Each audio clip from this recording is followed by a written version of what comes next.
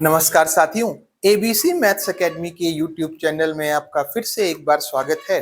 आज अपन रीजनिंग के 30 क्वेश्चंस के सॉल्यूशन देखेंगे। ये सारे के सारे 30 क्वेश्चंस ना आपके सिलेबस के अनुसार ही डिजाइंड है। तो चलिए स्टार्ट करते हैं। पहला क्वेश्चन क्या है रीजनिंग का, ये देखो, ये ना ऑड वन आउट से है। क्या कह रहा है, ये तीनों नंबर जैसे एक दूसरे से रिलेटेड है ना, वैसा ही रिलेशन यहां पे दिया है और वही रिलेशन इनमें से कौन से नंबर में है। तो सबसे पहले अपन को क्या करना पड़ेगा, रिलेशन देखना पड़ेगा कि इन नंबर्स के बीच में क्या रिलेशन है। तो एक बार देखते हैं। 25 6 छोटे छोटे नंबर का यूज करके बड़ा नंबर लाया होगा। कैसे लाया जा सकता है? तो हम जानते हैं 25 गुणित 6 ना 150 हो जाता है। 25 छंग 150 और 150 को 300 कैसे लिखा होगा? तो कहीं 150 में 2 का तो गुणा नहीं कर दिया। अगर ऐसा है तो सेम यहां पर होना चाहिए। 19 निया कितना 171 और 171 में फिर 2 गुणा कर देगा। 17 दूना 34, 2 एकम 2। हाँ, ये बात तो सही हो रही है। तो अब देखते हैं, यहां से देख लेते हैं। 17 सत्ते 119 और 19 दूना 38। सर ये तो नहीं है, ये नहीं है। 24 पंचे 120, 120 दूना 240 होना चाहिए, ये भी नहीं है। अब बोलेंगे हाँ सर ये बात भी ठीक है। 18 अट्ठे 144, 18 गुणित 8 कितना होता है 144 और 144 गुणित 2 किया 14 दूना 28, 4 दूना 8। ऑप्शन नंबर सी इसका राइट आंसर है। देखिए कितना आ रहा है, 288 आ रहा है ना। ऑप्शन नंबर सी इसका राइट आंसर है। चलिए भाई नेक्स्ट क्वेश्चन देखिएगा। ये क्वेश्चन है कथन कारण से रिलेटेड। यदि आज सोमवार है तो 52 सप्ताह के बाद सोमवार होगा, ये कह रहा है। तो ये बताओ, यदि आज सोमवार है तो कब सोमवार फिर होगा? सर 1 सप्ताह बाद, 1 वीक बाद ना। आफ्टर 1 वीक फिर से मंडे होगा। आप बोलेंगे हाँ। फिर 2 वीक बाद फिर मंडे, क्योंकि हर 7 दिन बाद दिन रिपीट होते जाते हैं। तो 1 वीक बाद मंडे, 2 वीक बाद मंडे, 3 वीक बाद मंडे, 10 वीक बाद मंडे, 50 वीक बाद मंडे, 52 वीक बाद भी मंडे। मतलब हर एक सप्ताह में वो दिन तो रिपीट होते हैं ना।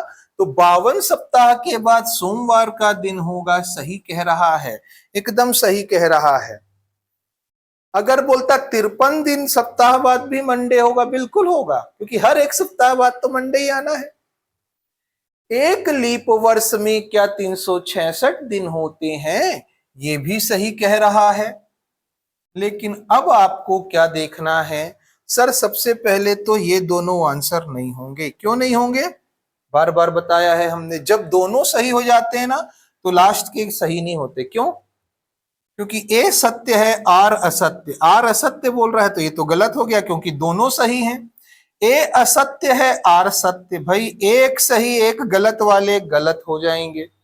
अब आंसर सिर्फ ए और बी हो सकता है। कब? जब दोनों सही हो जाएं। तो इसको कैसे सॉल्व करते हैं? इन दोनों को ऐड करते हैं एक बार में, क्योंकि से ऐड करते हैं दोनों सेंटेंस को।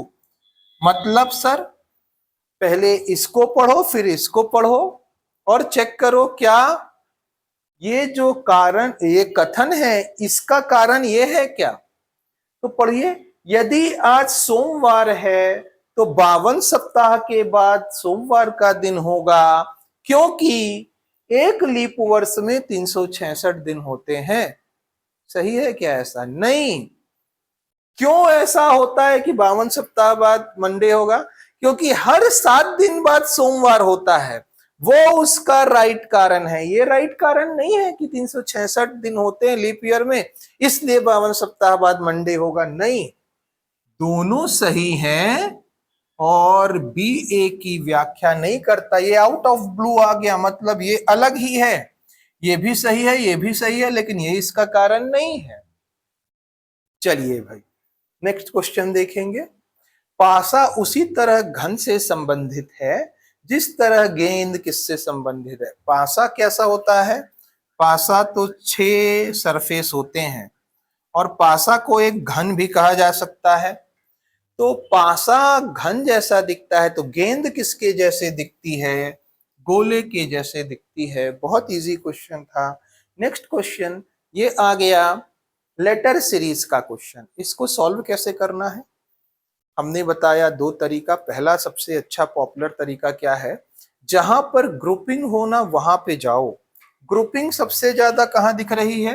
यहाँ पे 4 लेटर हैं, यहाँ पे भी 4 लेटर हैं, तो अपन यहीं पे थोड़ा फोकस करते हैं और देखते हैं क्या है।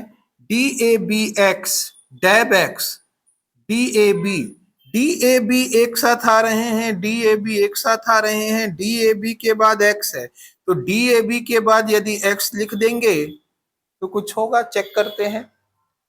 D A B X, D A B X, अच्छा डी ए बी के पहले बाद में डबल एक्स, पहले एक्स, डी ए बी के बाद डबल एक्स, पहले एक्स, डी ए बी के बाद डबल एक्स, तो डी ए बी के बाद डबल एक्स और पहले एक्स, पहले तो कुछ है ही नहीं, डी ए बी के बाद double X, D A B के बाद double X, D A B के बाद डबल एक्स, चेक करो क्या बन गया ये, D A B double X, D A B double X, double X के बाद फिर डी, तो क्या डाला आपने? X triple D, sorry triple X A X, A X X D. Option number B right answer है, चेक कीजिए। चलिए भाई नेक्स्ट क्वेश्चन देखिए, फिर कथन कारण से रिलेटेड क्वेश्चन। हाव भाव और चेहरे के भाव अशाब्दिक संचार के भाग हैं। अशाब्दिक मतलब होता है नॉन वर्बल कम्युनिकेशन, तो चेहरे के हाव भाव नॉन वर्बल कम्युनिकेशन के जेस्चर, हाव भाव चेहरे के हाव भाव जेस्चर का मतलब होता है, और अशाब्दिक मतलब नॉन वर्बल इसी के भाग हैं क्या? बिल्कुल सही कह रहा है। नॉन वर्बल मतलब बिना बोले, अशाब्दिक बिना शब्द का यूज किए, तो कैसे करोगे? चेहरे के हाव भाव से, जेस्चर से, संकेतों से। चलिए आगे, नॉन वर्बल कम्युनिकेशन केवल ईमेल के माध्यम से हो सकता है, जरूरी नहीं ईमेल के माध्यम से हो, चेहरे के हाव भाव से भी हो सकता है, अरे पोस्ट से भी हो सकता है, मेल ही ईमेल ही जरूरी है क्या? नहीं है, बहुत सारे पार्ट हो सकते हैं, ये तो गलत है। ए गलत बी सही, ए सही आर गलत, मतलब ए सही आर गलत, ए सत्य है आर असत्य है। ऑप्शन नंबर सी इसका राइट आंसर है भाई। चलिए नेक्स्ट क्वेश्चन देखिएगा। मौखिक संचार, मौखिक मतलब वर्बल कम्युनिकेशन, वर्बल है ये नॉन वर्बल है। लिखित मतलब रिटन, और ये क्या संचार है? ख्रस्य संचार लिखा है, एक मिनट, विजुअल, विजुअल दृश्य, दृश्य संचार, दृश्य संचार, विजुअल कम्युनिकेशन। तो मौखिक संचार, मौखिक क्या है? चार्ट ग्राफ कार्यालय हाथ मिलाना नहीं, मौखिक आमने सामने से होता है, बातचीत से होता है। तो ए का तो डी आ गया, एक का डी, एक का डी, एक का डी आंसर नहीं हो सकता, नहीं हो सकता। अब देखो अशाब्दिक, अशाब्दिक मतलब नॉन वर्बल, नॉन वर्बल हाथ मिलाना, चेहरे के हाव भाव, दो का सी, दो का सी यही पॉसिबल है क्योंकि यहाँ दो का बी दिया है। चलो और पढ़ लीजिए। लिखित संचार, चार्ट ग्राफ प्रतीक ये सब क्या है? लिखित है। अच्छा, चार्ट ग्राफ, ये सब चार्ट ग्राफ प्रतीक दृश्य हैं, तो 4 का ए होगा। लिखित संचार, कार्यालय, परिपत्र, परिपत्र, पत्र हो, सूचना हो, नोटिस हो, वहां लिखित रूप में होता है, तो 3 का क्या आएगा, बी आएगा। तो 1 का डी, 2 का सी, 3 का बी और 4 का ए इसका राइट आंसर है। चलिए आगे बढ़ते हैं। क्या भारत में निजी स्कूलों पर प्रतिबंध लगा देना चाहिए? कथन और तर्क पर आधारित है। क्या भारत में निजी स्कूलों पर प्रतिबंध लगा देना चाहिए, ये कथन है। आगे देखते हैं तर्क क्या क्या है। हाँ, वे शिक्षा के व्यवसायीकरण का कारण है। तो जितने भी प्राइवेट हैं स्कूल, निजी स्कूल, वो सभी व्यवसायीकरण का कारण है क्या? नहीं, हो सकता है बहुत हो, बहुतायत हो, लेकिन सभी हैं ऐसा नहीं है। तो ये तो एकदम सही नहीं है। नहीं, क्योंकि अमीर लोग अपने बच्चों को सरकारी स्कूल में नहीं भेज सकते। अब अमीर लोग सरकारी में नहीं भेज सकते, सिर्फ इसीलिए निजी चलाना है, ऐसा भी है क्या? नहीं, निजी स्कूल में अमीर लोग के बच्चे पढ़ते हैं ऐसा जरूरी नहीं है, आम आदमी के भी बच्चे पढ़ रहे हैं।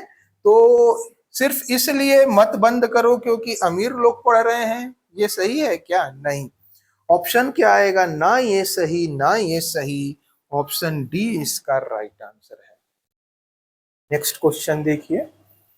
फ्रिस्क को ये लिखा जाता है, मोड्स को ये लिखा जाता है, तो वेजर को कैसा लिखा जाएगा? तो देखते हैं। फ्रिस्क, फ्रिस्क में क्या है, 6, आर मतलब 18, 9, 19, 11 और THLIQ, टी मतलब 20, एल मतलब 12, HI मतलब 9, THL, एल एल,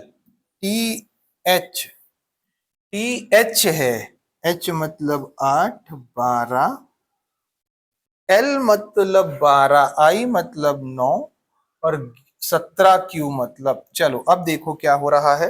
ये तो बड़ा हो जाएगा फॉरवर्ड में, तो हम क्या करेंगे, रिवर्स करेंगे। पहले सर, पहले ये 2 जोड़ दिया, 2 जोड़ दिया, तो आप भी 2 जोड़ दो, 18 2 20, 6 2 8। अब देखो 19 से 17 -2 किया है, सेम 11 से 9 -2 किया है, और 9 से 12 +3 किया है, क्रॉस किया है +2, 2 2 का, फिर 1 का फॉरवर्ड, फिर 2 का क्रॉस, लेकिन -2।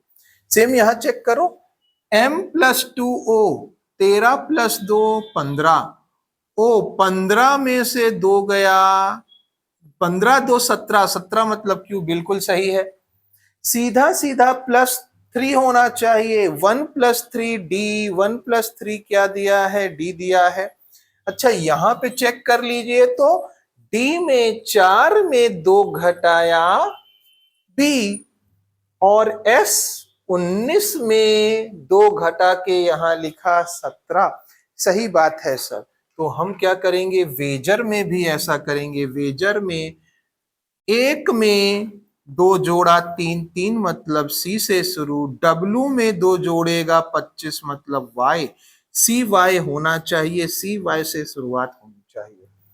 अब लास्ट में देख लेते हैं, ई में 2 घटाएगा, 5 में 2 घटाएगा 3, 3 मतलब सी, आर में 2 जोड़ घटाएगा, आर में 2 जोड़ घटा के यहां लिखेगा, 18 में 2 घटाया सी, 18 में 2 घटाया 16, 16 मतलब पी, पी सी लास्ट में होना चाहिए, एक में ही पीसी है।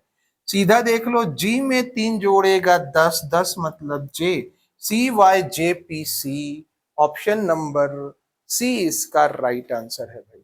चलिए नेक्स्ट क्वेश्चन देखिएगा, क्या कहता है ये। एम वाई की पुत्री है और एक्स एन की माता है।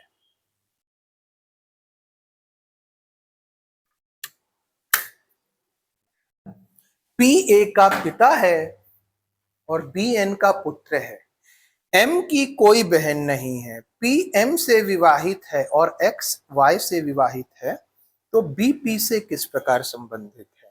चलिए स्टार्ट करते हैं। एम वाई की पुत्री है। एम ना पुत्री है, किसकी पुत्री है? वाई की। आगे एक्स एन की माता है। यहां एक्स और एन है क्या? नहीं, तो एक्स माता है एन की। आगे पी ए का पिता है, पी पिता है ए का।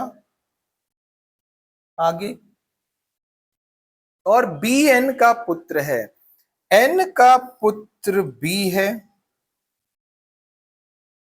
आगे एम की कोई बहन नहीं है, एम की कोई बहन नहीं है, भाई हो सकता है, बहन नहीं है। पी एम से विवाहित है, पी का विवाह एम से हुआ है, पी का एम से विवाह हुआ है। ये महिला है तो ये पुरुष ही होगी, ठीक है। एक्स वाई से विवाहित है, एक्स और वाई विवाहित हैं, चेक कीजिए। अब x और y विवाहित हैं, y यहां है तो x यहां लिखना पड़ेगा क्योंकि दोनों विवाहित हैं, माइनस और प्लस। अब चेक करो, m की बहन नहीं है और x का पुत्र n है, x का पुत्र n है, पुत्र है। n का विवाह हुआ है, इसकी पुत्री b है। पुत्री है कि पुत्र नहीं पता, पर b तो है। अब देखिए, P पति है M का और P का पुत्र या पुत्री A है, तो ये A है, ठीक है। यहां तो लिख लिया N N B और X Y P A। चलो इतना हो गया, आगे और पढ़ते हैं। P P से किस प्रकार संबंधित है? B ना किससे? P से। तो पत्नी के भाई का बेटा या बेटी, पत्नी के भाई का बेटा, पत्नी के भाई का बेटा, बी कौन है? अच्छा, बी एन का पुत्र है, और बी एन का पुत्र है। देखो, पत्नी पी की पत्नी का भाई का पुत्र कौन है? बी है। आंसर कौन सा आया? सी इसका राइट आंसर है। बढ़िया क्वेश्चन था। नेक्स्ट क्वेश्चन पर बढ़ते हैं। दिवाली पर पटाखे चलाने पर दो समुदायों के बीच में टकराव, मारपीट और पथराव शुरू हो गया है। तो ये बात समझना, ये कौन सी स्थिति है? दो समुदाय हैं, अब अलग अलग मान्यता को मानते होंगे, अलग अलग चीजों को दोनों बिलीव करते होंगे, लेकिन दो समुदाय हैं। अब क्या हुआ? दिवाली में पटाखे चलते हैं, आपको पता है। पटाखे चलाने पर दो समुदायों के बीच टकराव हुआ। टकराव बस नहीं हुआ, मारपीट हुई और फिर पथराव भी हो रहा है। तो ये समझिए, ये स्थिति कौन सी है? नॉर्मल से आगे बढ़ चुकी है, नॉर्मल कंडीशन से आगे बढ़ चुकी है। वो दुर्व्यवहार कर रहे हैं, अशांति फैला रहे हैं, मारपीट कर रहे हैं, पथराव कर रहे हैं। तो पत्थर किसी आम आदमी पर भी जा सकता है जो अशांति नहीं फैला रहा है, जो अपने परिवार के साथ दिवाली मना रहा है। तो ऐसी कंडीशन में ये थोड़ी विकट स्थिति है। तो विधि का शासन स्थापित होना चाहिए, कानून प्रक्रिया एकदम अपने उस पे होनी चाहिए कि यदि कोई भी अशांति फैला रहा हो, खासकर दिवाली होली वाले दिन, तो उसे दंडित ही करना चाहिए। पटाखे विक्रेता को क्यों हिरासत में लोगे? वो तो बेचा है, वो थोड़ी ना ये बोला है कि पटाखे कैसे चलाना है कैसे नहीं चलाना है। स्थिरता की गंभीरता को समझने के अनुसार पुलिस फोर्स बुलानी चाहिए। ठीक है, ये हो सकता है, पर सिर्फ पुलिस फोर्स बुला लोगे बस, कुछ नहीं। पुलिस तो बुलाओगे ही, आप पुलिस वाले ही हो तभी तो जा रहे हो। पुलिस को दोनों पक्षों समझौता अगर करना होता तो मारपीट पथराव सब कुछ कर रहे हैं, फिर आप समझौता कराते रहो ना।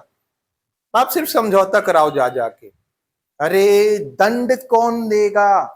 कौन ये कहेगा कि अगली बार आपको शांति अशांति नहीं फैलानी? तो बिल्कुल नहीं, उपद्रवी हैं क्योंकि तत्व, क्योंकि टकराव भी हुआ, उनके बीच मारपीट हुई और अब पथराव हो रहा है। हिरासत में लेकर उनके विरुद्ध कानूनी कार्यवाही करके शांति स्थापित करनी चाहिए। एक मॉडल तो पेश कीजिए आप, ताकि लोग ऐसा करने से भविष्य में डरें। नहीं तो हर इंसान खड़ा हो जाएगा और सिंपैथी गेन करेगा, मारपीट करेगा, फिर सिंपैथी गेन करेगा, फिर पॉलिटिशियन बन जाएगा। यही तो होता है। तो आपको एक मॉडल, एक कुछ ऐसा करके दिखाना है जिससे शांति स्थापित हो सके। चलिए भाई, दिए गए वेन आरेख का ध्यान पूर्वक अध्ययन कीजिए और उसके आधार पर पूछे गए प्रश्नों का उत्तर दीजिए। विभिन्न खंडों में दिखाई गई हैं। अब देखो, ये अग्निशमन कर्मी है, फायर फाइटर्स हैं, ये वाला, ये वैज्ञानिक हैं और ये डाकिया हैं।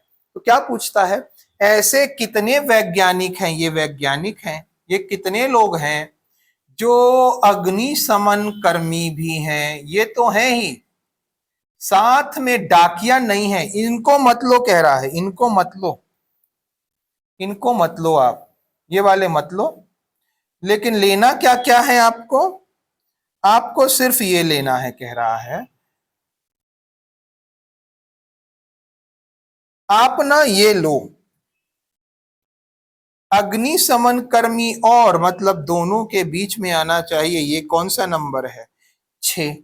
आंसर क्या आया? 6 इसका राइट आंसर है। नेक्स्ट, प्रभावी संचार कब पूर्ण होता है? ये कह रहा है प्रभावी इफेक्टिव कम्युनिकेशन कब होगा, कब कंप्लीट होगा इफेक्टिव कम्युनिकेशन, ये कहता है। तो प्रेषक संदेश को प्रेषित करता है, प्रेषक संदेश को स्पष्ट रूप से प्रेषित करता है। प्रेषक मतलब सेंडर, मतलब जो मैसेज भेज रहा है, स्पष्ट रूप से तो कर रहा है, लेकिन बीच में बाधा हो सकती है, नॉइस आ सकती है, तो कुछ डिस्टरबेंस हो सकता है। तो क्या इफेक्टिव रूप से हो जाएगा? नहीं।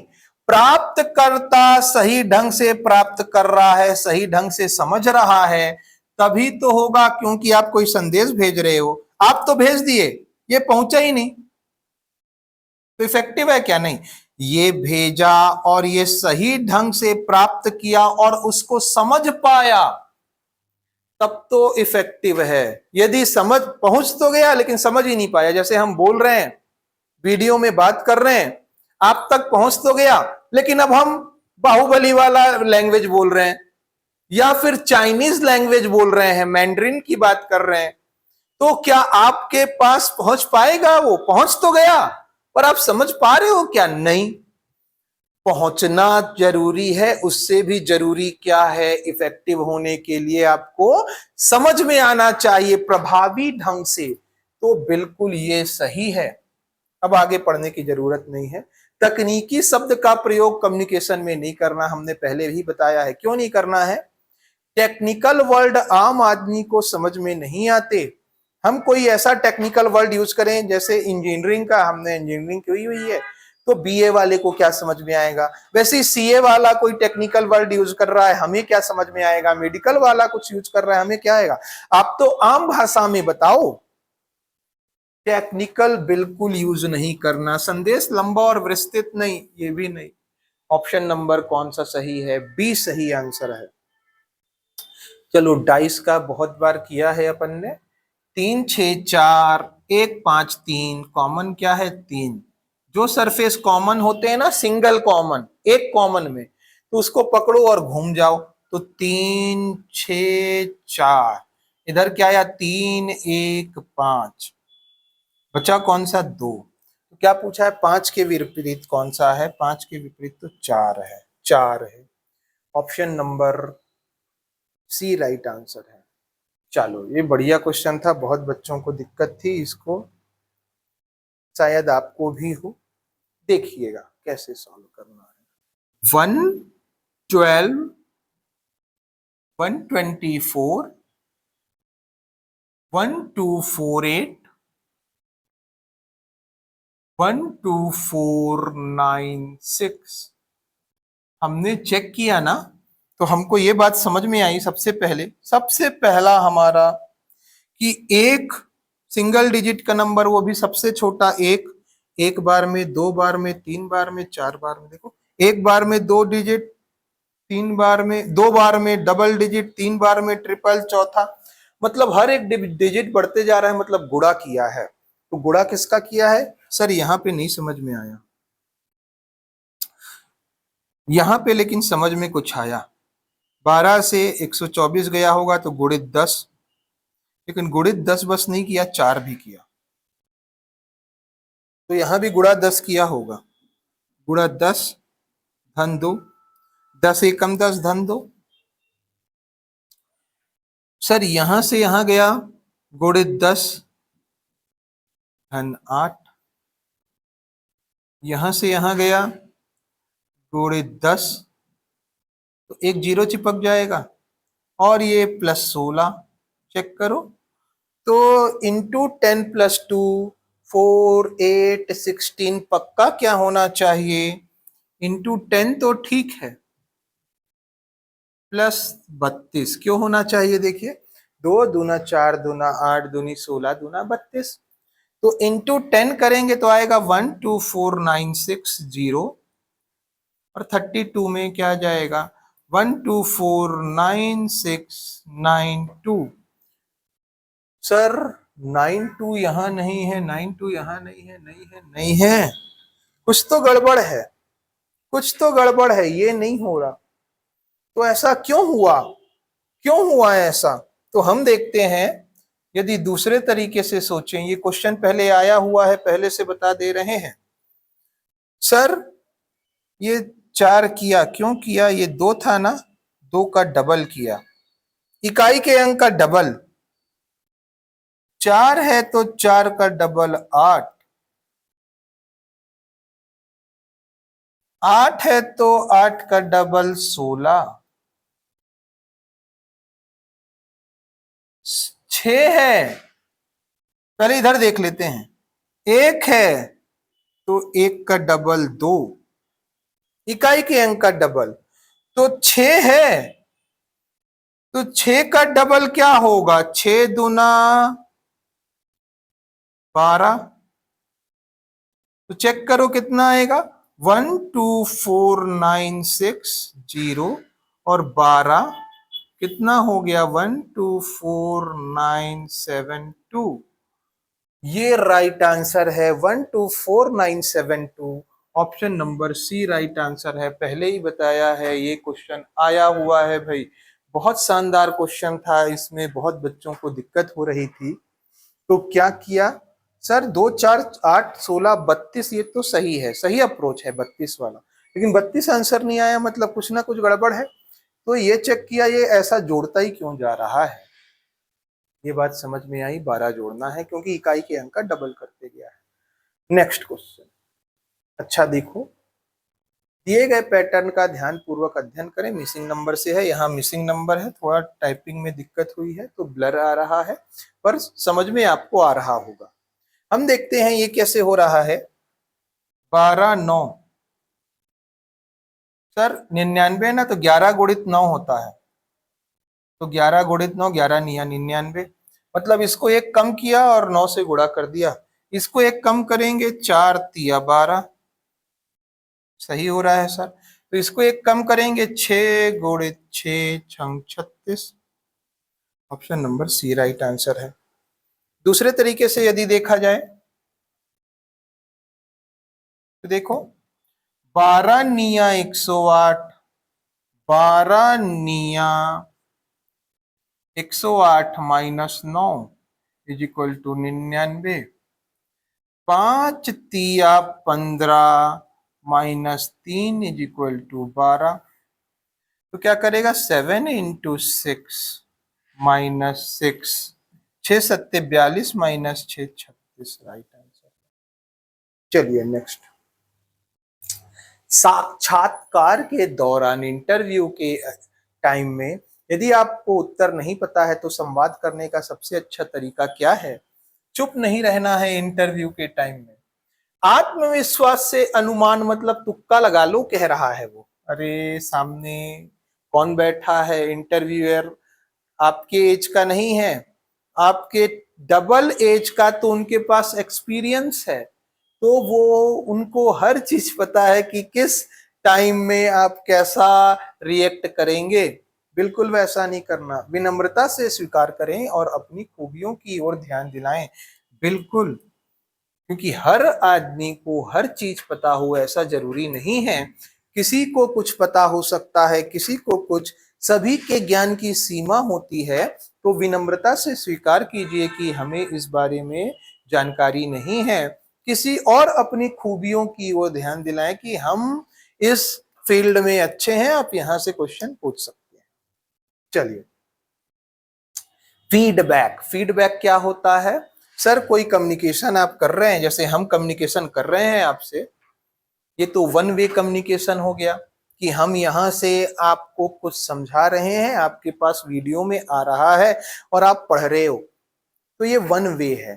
फीडबैक क्या होता है? आपने पढ़ तो लिया, पढ़ने के बाद आपने कमेंट किया कि सर बहुत अच्छी क्लास थी और इसको शेयर किया, तो ये क्या है? फीडबैक है। कमेंट में आप बता रहे हो, फीडबैक दे रहे हो, तो ये क्या है? हाँ सर यहाँ पे ना आपने गलती कर दी, यहाँ पे क्वेश्चन थोड़ा ऐसा होना चाहिए, ये सब फीडबैक है। तो फीडबैक क्या होता है? संचार में बाधा है क्या? नहीं। आंखों का संपर्क हाव भाव है क्या? नहीं। ये है अशाब्दिक संचार है, तो टू का तो ए आ जाएगा। सक्रिय श्रवण, पूरा ध्यान देना, सक्रिय श्रवण पूरा ध्यान देना है, बिल्कुल थ्री का सी है। शोर संचार में बाधा है। फीडबैक क्या है? समझ की जांच करना है। अरे हमने बोला समझ में आ गया आपको, आपने कहा कुछ बता ही नहीं। फीडबैक तो दो, कमेंट तो करो। ये क्या कमेंट किया आपने, तो फीडबैक पूरा हो गया, तो फीडबैक हमको मिला। तो बिल्कुल B A C D option number A इसका राइट आंसर है। नेक्स्ट, कथन कारण से रिलेटेड कम्युनिकेशन स्किल का है। अशाब्दिक संचार, अशाब्दिक मतलब नॉन वर्बल, जिसको बोला नहीं जा सकता, हाव भाव से बताते हैं, मौखिक संचार की तुलना में कम प्रभावशाली होता है। अशाब्दिक संचार मौखिक संचार की तुलना में कम प्रभावी होता है। कहाँ लिखा है? नहीं भाई ऐसा नहीं होता। 68 में 68 का एक गलत है भाई।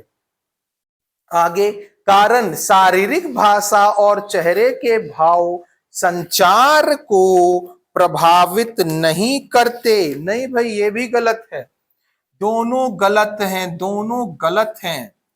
ए और आर दोनों असत्य हैं, दोनों असत्य आपका राइट आंसर है।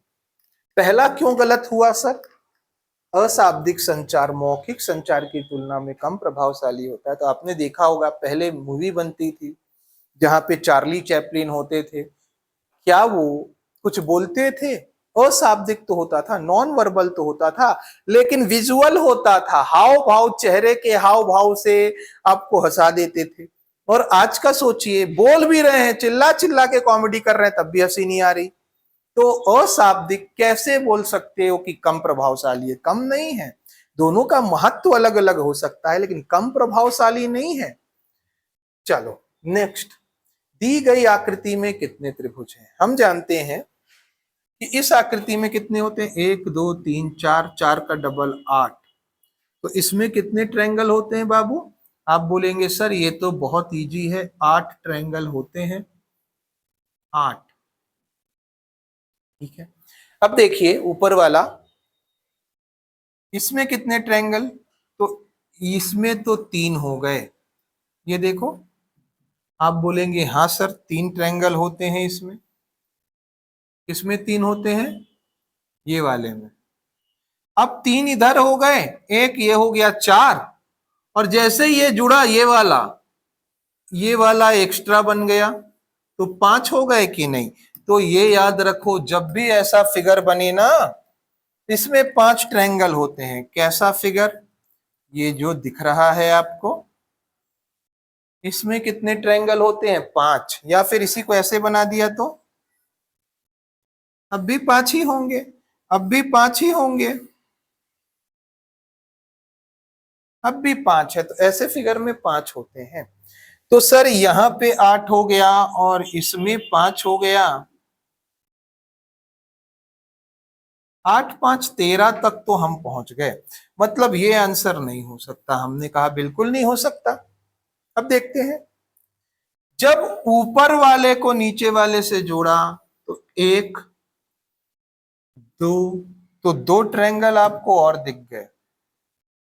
अब बताइए, जब ये वाली लाइन को आगे बढ़ाया तो ये एक ट्रायंगल नहीं दिख रहा, ये कहां काउंट हुआ है? एक ट्रायंगल और हो गया। 8 2 10 5 15 और एक 16, राइट आंसर है option number 16, option number D. चलिए, अरुण कक्षा में 27वें स्थान पर है। अरुण जो है ना, कक्षा में 27वें स्थान पर है, 27 स्थान पर है अरुण, ये 27 स्थान है अरुण का। आप बोलेंगे ठीक है सर, आगे विजय अरुण से 7 रैंक आगे है। आगे है मतलब अच्छा रैंक है, मतलब यहां विजय होगा और उसकी रैंक कितनी होगी? 7 रैंक आगे है, मतलब वो 20वीं रैंक होगी। हाँ सर, नीचे से विजय की रैंक 36वीं है, नीचे से विजय की रैंक मतलब पीछे से विजय की रैंक 36वीं है, ये 36वां है यहां से। तो ये बताओ टोटल कितना हो गया? यहां से यहां की रैंक थी 20, यहां से थी 36, तो हम क्या जानते हैं, total is equal to left plus right -1, left से 20, 36 -1, 35 हुआ, 35 और 20 55, आंसर कितना आया? 55, ऑप्शन नंबर 20 राइट आंसर है भाई। चलो आगे बढ़ते हैं। नेक्स्ट, निम्नलिखित में से सार्थक श्रृंखला ज्ञात कीजिए। श्रृंखला मतलब पहले कौन सा चरण आता है? तो सबसे पहले शिशु होता है, फिर शिशु बच्चा बनता है, फिर बच्चा किशोर होता है, फिर किशोर वयस्क होता है और फिर वयस्क बुजुर्ग बनता है। तो 13524, 13524, ऑप्शन नंबर बी सही है। आगे, क्या भारत में स्कूली शिक्षा निशुल्क कर देनी चाहिए? स्कूली शिक्षा जो है क्या उसे निशुल्क कर देना चाहिए? इमोशनल नहीं होना, तर्क सुन लो।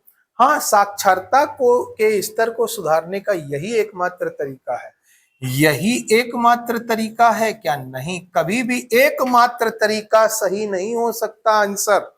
हमने पहले भी बताया है, जिन्होंने नहीं पढ़ा, हमने पहले पढ़ाया हुआ है आर्ग्यूमेंट वाला चैप्टर, बिल्कुल पढ़िए भाई, उसे पढ़िए, बिल्कुल पढ़िए उसको। इसी एबीसी मैथ्स एकेडमी के यूट्यूब चैनल में आपको वो वीडियो मिल जाएगा, अजम्पशन और आर्ग्यूमेंट दोनों पढ़ाया हुआ है।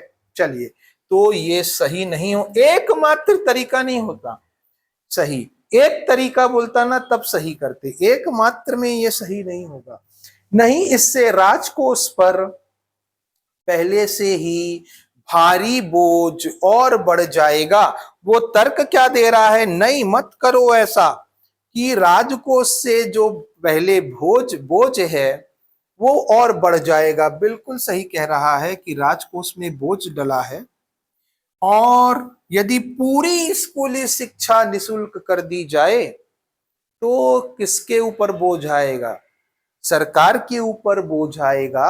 और इसने ये भी नहीं कहा कि 8th तक, 10th तक या किसी वर्ग से ले लो, पूरी स्कूली शिक्षा फ्री कर दो, केजी से लेकर 12th तक। नहीं, ये कुछ, ये बोझ जितना बोझ है और बढ़ जाएगा, ये बात क्लियर हो रही है। आपके उससे जरूरी नहीं है, कारण जरूरी है कि क्या कारण है, क्या वो फॉलो हो रहा है। 2 सही है, केवल 2 प्रबल है आंसर।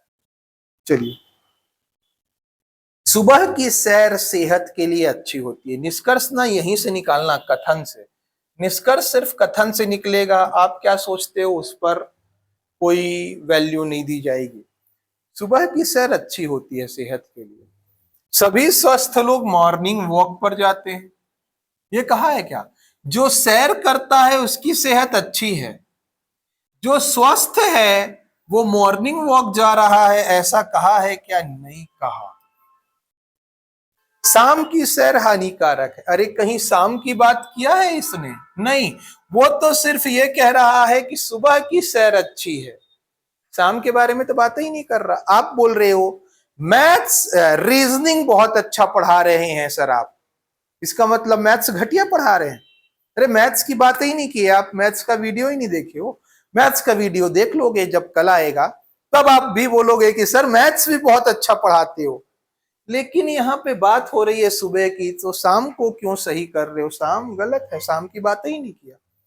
चलो, तो क्या आएगा? ना तो निष्कर्ष एक ना ही दो अनुसरण करता है। नेक्स्ट, दिए गए शब्दों को अंग्रेजी वर्णमाला में व्यवस्थित करने जाने पर तीसरे स्थान पर कौन आएगा? तीसरे पर कौन आएगा? तो जी जी जी, ये तो सब सेम है, ये डिसाइड नहीं करेंगे। R U O O R E, तो सबसे पहले ई आएगा, मतलब गियर्स आएगा, मतलब छठवां नंबर पे आएगा, छठवां नंबर वाला पहले आएगा। फिर कौन आएगा सर? फिर आएगा ओ, आ सकता है ओ, ओ मतलब गोवा। फिर आएगा ओ, तो ये है एम, गोमती, गोमती मतलब 5। और आपको कह रहा है तीसरे स्थान पर कौन आएगा? तो पांचवा नंबर वाला, पांचवा नंबर वाला मतलब गोमती। गोमती कहां पे है? ऑप्शन नंबर बी इसका राइट आंसर है। सबको जमाने की जरूरत ही नहीं थी, शुरू से तीसरे नंबर पे कौन आ रहा है ये कह रहा है, तो तीसरे तक पहुंचे और छोड़ दिए। चलिए नेक्स्ट, पाउंडेज को ये लिखा जाता है, तो स्टैंपिंग को क्या लिखा जाएगा? देखो पाउंडेज में ना जो स्पेलिंग है वो यहां भी दिख रही है हमको, तो सबसे पहले पाउंडेज को अरेंज कर लेते हैं, कैसे लिखा है पाउंडेज।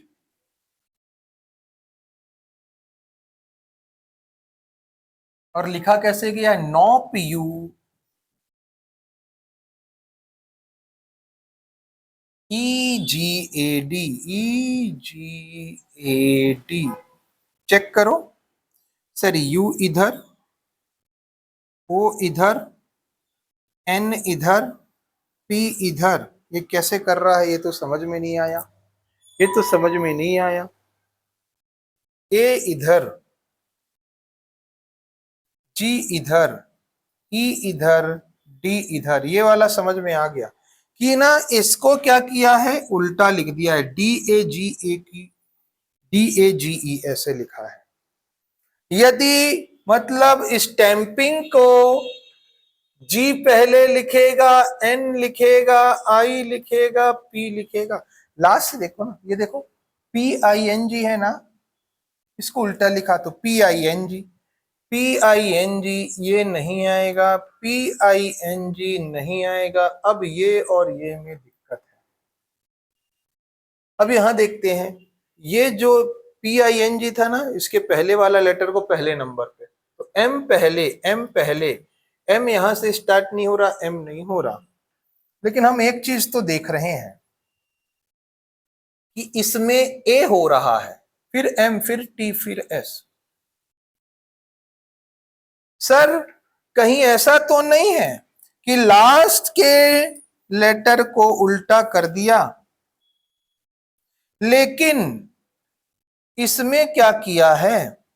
इसमें ना जमाया है ये लेटर को, जैसे इसका नंबर क्या है? 16, इसका 15, इसका 21, इसका 14, तो सबसे पहले 14 वाला, फिर 15 वाला, फिर 16, फिर मतलब बढ़ते क्रम में जमाया है, ये कहना चाह रहे हैं।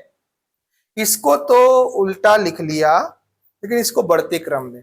तो इस स्टैंपिंग में ए सबसे पहले आएगा, फिर एम आएगा, फिर एस आएगा, फिर टी आएगा, बढ़ते क्रम में जमाया तो ये आंसर हो सकता है M S A M S T G N I P. Option number A इसका राइट आंसर है। नेक्स्ट क्वेश्चन मिरर इमेज से है, तो सेम इसका उल्टा ऐसे बन जाएगा, ये ऐसा बना है तो ऐसा बनेगा, ऐसा एक ही ऑप्शन है, ऑप्शन नंबर बी। चलो, सभी शराबी लड़के हैं, जितने भी शराबी हैं सभी लड़के हैं, सभी लड़के अच्छे हैं, सभी शराबी अच्छे हैं, जितने शराबी हैं वो अच्छे हैं, सही कह रहा है। कुछ शराबी अच्छे हैं, सही कह रहा है। सभी अच्छे शराबी हैं, नहीं, ये शराबी अच्छे अच्छे शराबी नहीं है, ये अच्छे शराबी नहीं है, गलत है। कुछ अच्छे शराबी हैं, कुछ अच्छे, हाँ ये वाले अच्छे जो हैं वो शराबी तो हैं, सही कह रहा है। कोई शराबी अच्छा नहीं है, देखो दोनों पॉजिटिव है ना, तो निगेटिव गलत, निगेटिव गलत, निगेटिव गलत, नहीं, पॉजिटिव से निगेटिव सॉल्व नहीं होगा। आंसर कौन सा आया? 1 2 and 6, 1 2 and 4, 1 2 and 4, option number A right answer है। नेक्स्ट क्वेश्चन भाई, बेटा भाई पति इसको डिफाइन करेगा। तो देखो, ये किसी का बेटा होगा और बेटे के अंदर ही सभी बेटा भाई नहीं होंगे, हो सकता है कोई बेटा इकलौता हो, किसी का भाई ना हो। और पति, बेटे बेटे लोग ही पति बनते हैं, ये वाला आंसर है ऑप्शन नंबर ए। नेक्स्ट, अच्छा एक और क्वेश्चन दे दिया काउंटिंग फिगर का, वैसे ही क्वेश्चन है, हमने बताया ना इस फिगर में कितना होता है, ये तो बताओ आप। अब आप सीख गए हो कितने त्रिभुज होते हैं इस फिगर में, बताओ बाबू। तो आप बोलेंगे सर अभी आपने गिना, इसमें होते हैं 5। कौन से 5? 1 2 3, 3 छोटू छोटू दिख गए ना। अब देखो 4 और ये 5, आप बोलेंगे हाँ दिख गए 5, तो ठीक है जी। आगे देखो, ऐसे कितने फिगर दिख रहे हैं, एक इधर दिख रहा है, एक इधर, तो 5 5 10 तो वैसे ही हो गए। आप बोलेंगे हाँ सर 10 तो दिख रहे हैं।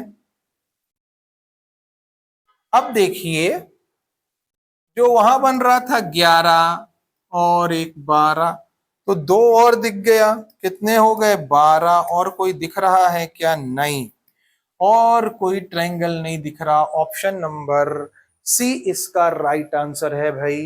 नेक्स्ट क्वेश्चन में, लास्ट क्वेश्चन है। देखो, जब भी ऐसा क्वेश्चन आता है, हम फॉर्मूला आपको बताया है हमने, एक बार और बता रहे हैं। 3 चीज पूछता है, 3 रंगीन सतह,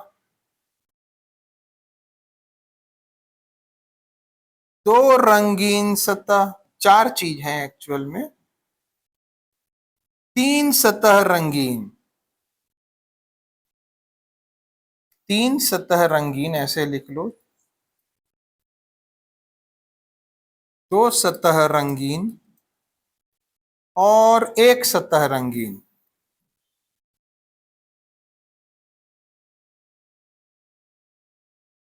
और एक और है 0 सतह रंगीन, मतलब कोई भी सतह रंगीन ना हो। इसका फॉर्मूला क्या है बाबू, ध्यान से देखना। 3 सतह रंगीन ना हर में 8 होगा, सभी में 8 होगा, सभी में 8 ही होंगे। 2 सतह रंगीन क्यों? क्योंकि कोना में वाले ही 3 सतह रंगीन होते हैं, और कोना कितने होते हैं? 8 कोने।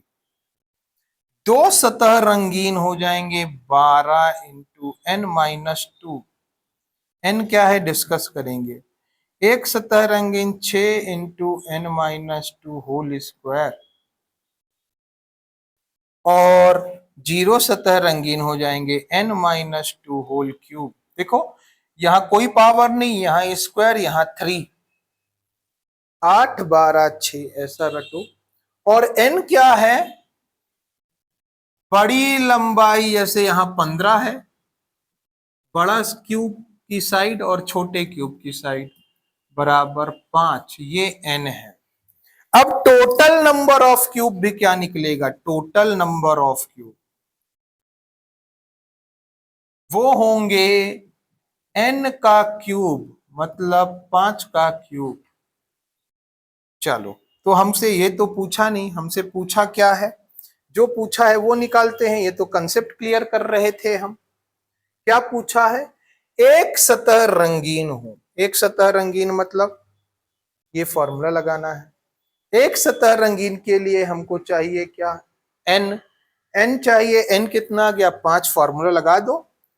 6 5 minus 3 whole square 6 into, sorry 3 क्यों कर रहे हैं, 2 है ना, फॉर्मूला में 2 है।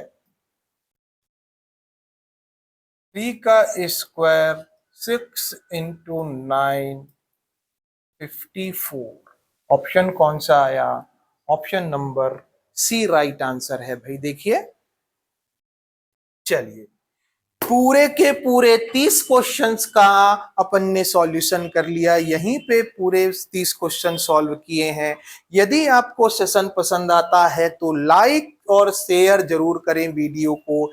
चैनल को सब्सक्राइब करना ना भूलें। यहाँ पे रोज 5 बजे डेली आपके एग्जाम से रिलेटेड मैथ्स और रीजनिंग के क्वेश्चंस का कंपाइलेशन लाया जाता है। यदि आप कोई चैप्टर और पढ़ना चाहते हैं तो हमें कमेंट सेक्शन में जरूर प्रेषित करें। मिलते हैं साथियों ऐसे ही नेक्स्ट सेशन में, तब तक के लिए धन्यवाद।